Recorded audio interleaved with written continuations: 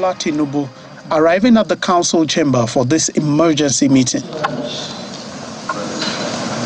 Present are the Vice President, some ministers, the National Security Advisor, and state governors. Top on the agenda is the issue of security and the rising cost of food across the country. Over an hour later, the Minister of Information and some governors emerged from the meeting to brief State House correspondents on the resolutions reached. The minister outlines decisions taken to ensure more investment in agriculture and address the hoarding of commodities.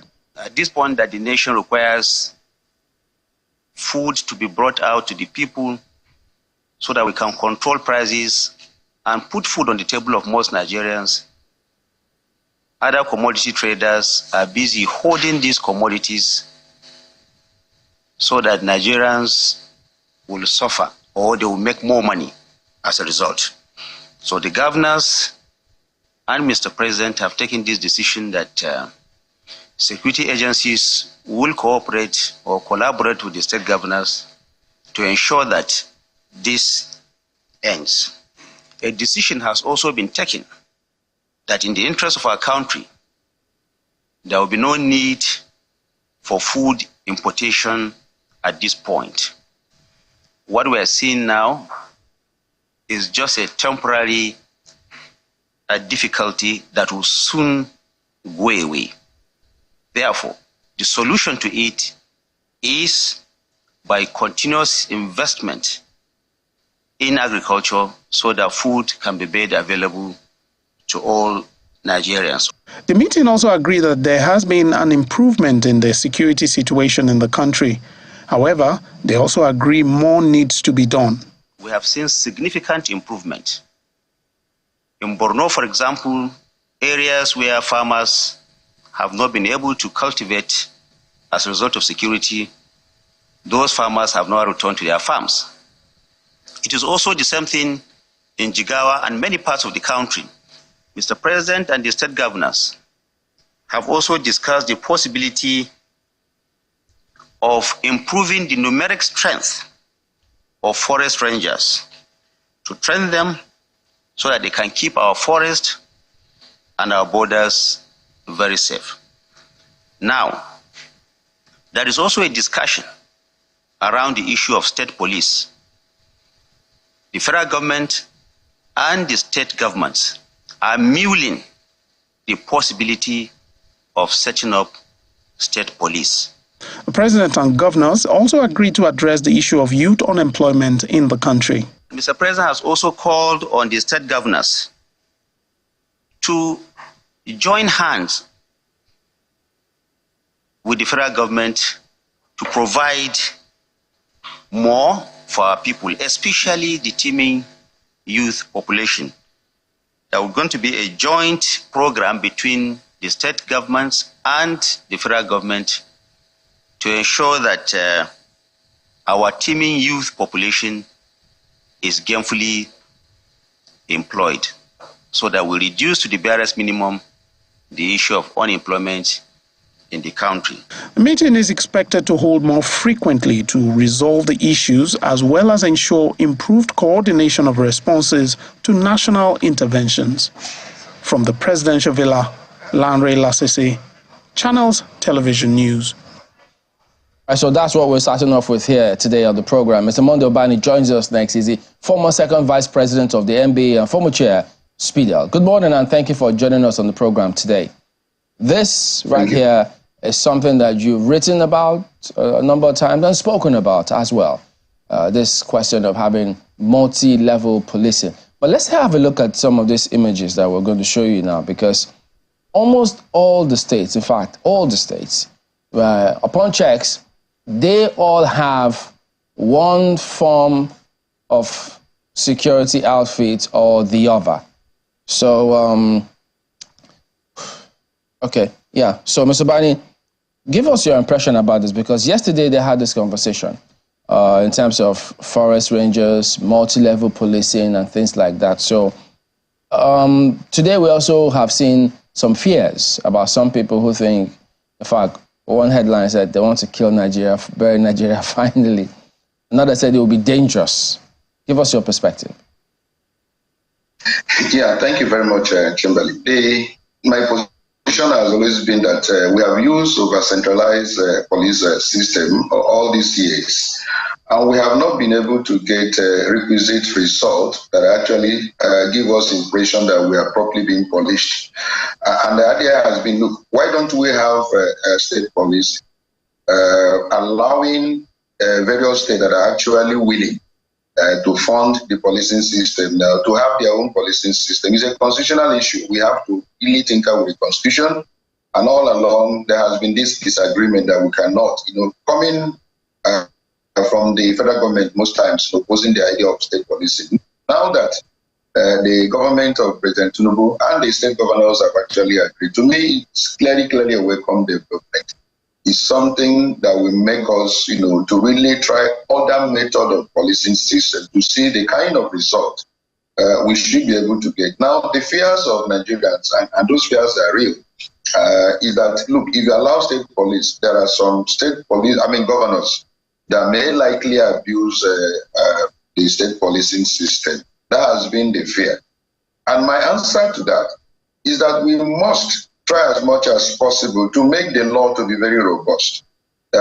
What do I mean by that? We must create a system in which we state what constitutes an abuse by the state agencies. If there is any likelihood of abuse in any time they are policing the state, and we have allowed for policing system that is state, then this and this will apply. We must also make it optional.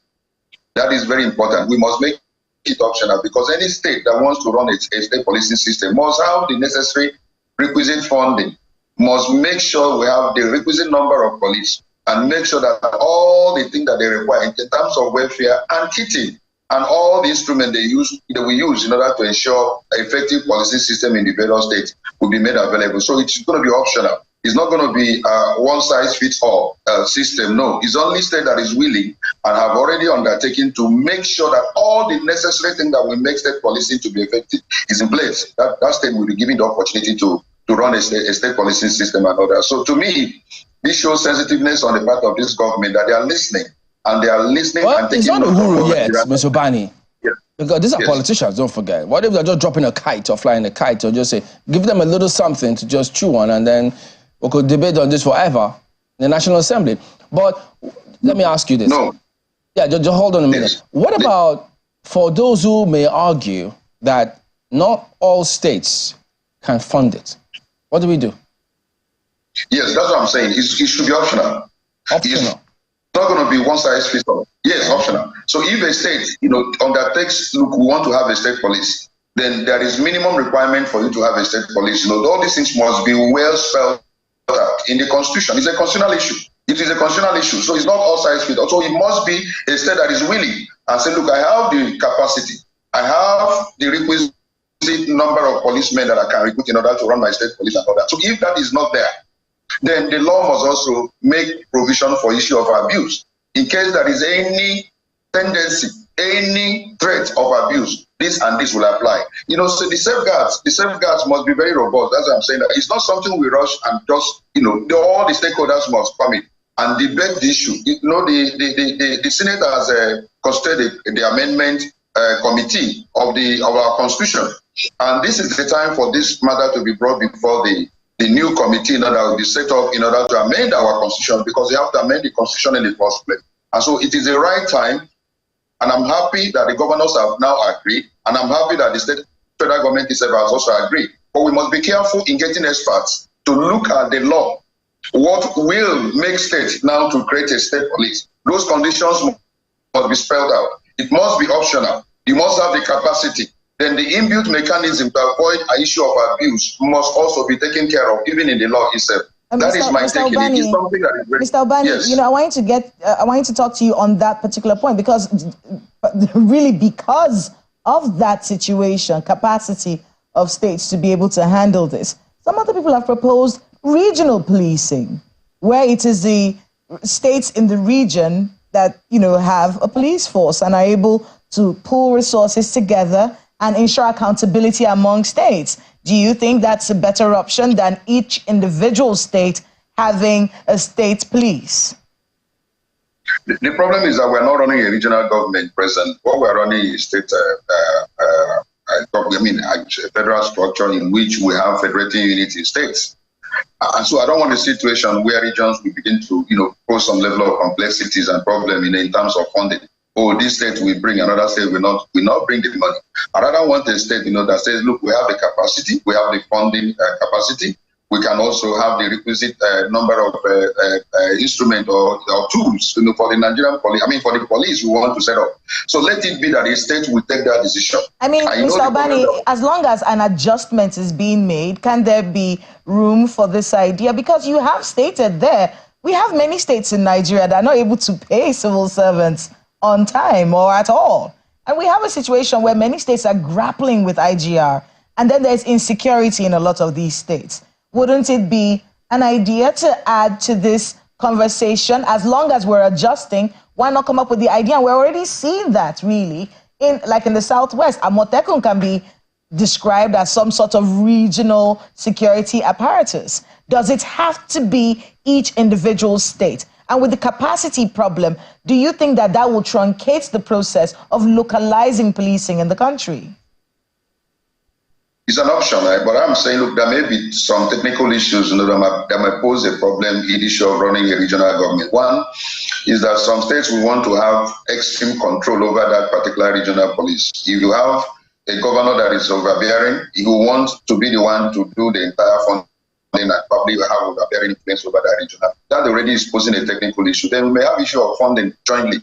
When you are doing things that belongs to all common, in a common manner, most times they find it difficult for us to, agree on modalities. So that's what I'm saying, that look, for states, let's start with state police. If a state says, I'm willing, I have the capacity, after all, some of the states are the one even funding Nigerian police. If you go to some of the states, they are the one buying the equipment, they are the one buying the cars, they are the one even kitting those policemen in their various states and all that. So if a state has capacity and say we can, then let that state be in a position. I am seeing already a problem because some level of complexity in terms of joint funding, in terms of those governors that may have overbearing influence, they want to control that regional police. So I don't want that problem to occur. Let the state say, look, we are willing. We have this capacity. Let's run our state police. Let's start, from there. Maybe if it becomes the issue that the regions agree, let's make it regionally, we might go navigate into that. But for now, my own recommendation is that let's start with the state police. If a state like Lagos has the capacity, has all the willingness, to do everything that is possible to run a state police, let's allow them to do that. If a state like Kano, let it not be all sides, it may not be all the states at the same time. Let's try it and see what we can do in order to effectively police our system. Our system is porous. Our system is porous. There are criminals roaming all over the place. If you see what's going on in various states, and it's not some of this news is underreported. People are not safe anymore. And I want a situation where we devise a system of policing Nigeria so that Nigeria can be safe. Investors cannot come into a country that every day keep on hearing about kidnapping and armed robbery all over the place. So I think that we must begin to navigate towards a strategy of effectively policing this strategy. Mr. Ubani, if you can hear me, I think there are those who will tell you that we already started this multi-level policing. Chamberlain referenced a slide earlier, which I hope you will also be able to see just one more time.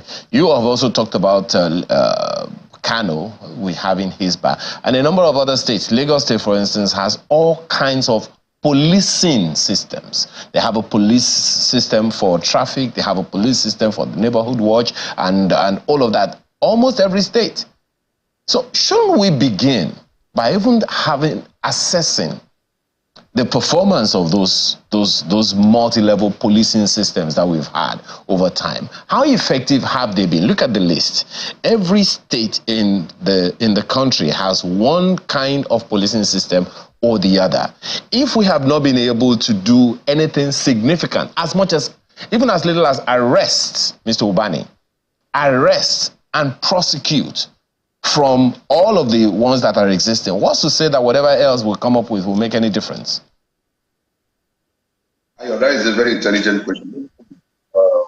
The Constitution of the Federal Republic of Nigeria provides for only one security apparatus that takes care of internal security system in the country, and that's Nigerian police. Whatever, all the systems we are seeing all over the state, they are clearly contrary to the provisions of the Constitution. In the first place, they can't even be allowed to carry guns. Most times, they are not even allowed to prosecute. All these Amateku you mentioned and all that, they don't have any prosecutorial power. It's only Nigerian police they still call in at the end of the day. So what we're saying, they have been trying all these methods, although in a very illegal method, not in conformity with the provisions of the Constitution. Now we want to make it a constitutional issue. Mr. Ubani, I'm not sure you understand what I'm saying. Just 1 second. There is such a thing as citizen arrest, isn't there? Citizen will arrest and still have to refer that particular... No, I'm just asking whether a citizen has the capacity to arrest. The citizen has the capacity in an offense committed in his presence. Exactly. Yes. So that's the point that I'm making. That is just a second. That is enshrined in the Constitution already.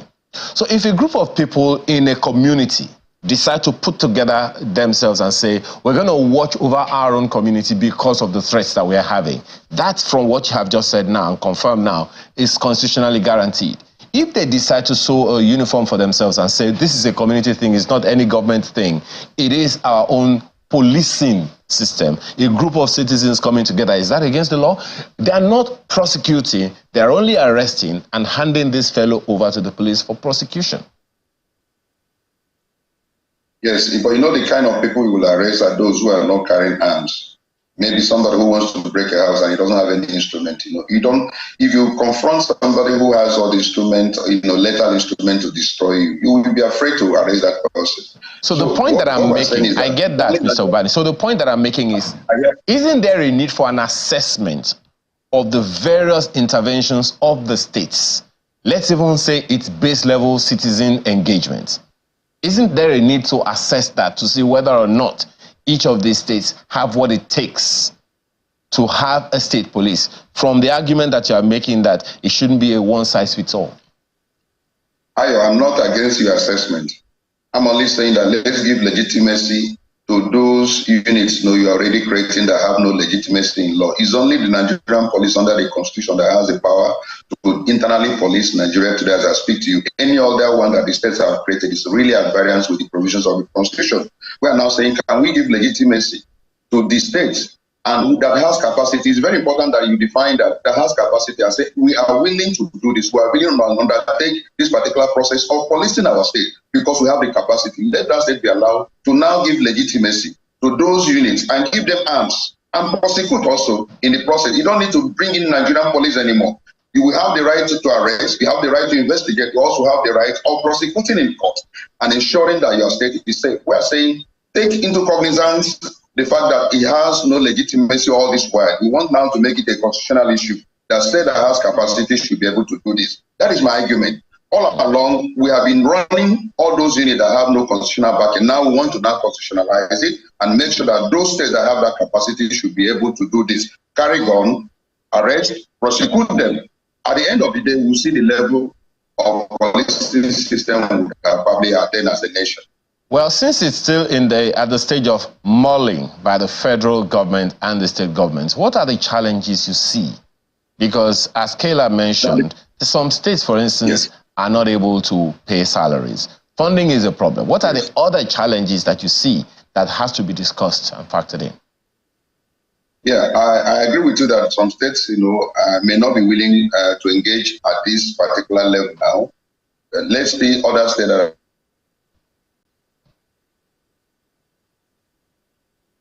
Okay, well, I'm pretty sure that we'll get Mr. Ubani back into this conversation, and if we don't, well, I guess the points have already been made. Well, Chamberlain, okay, well, go ahead. Point out that there are other things you have to take into consideration. State policing itself does not in any way cure the effect of insecurity.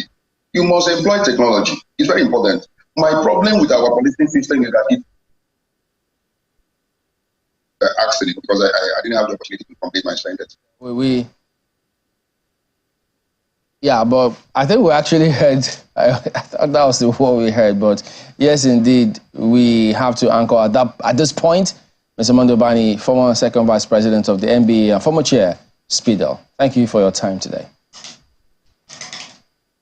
Okay, so we'll return in a moment now and talk about some survey that ranks states. We'll give it a breakdown in just a moment. Stay with us.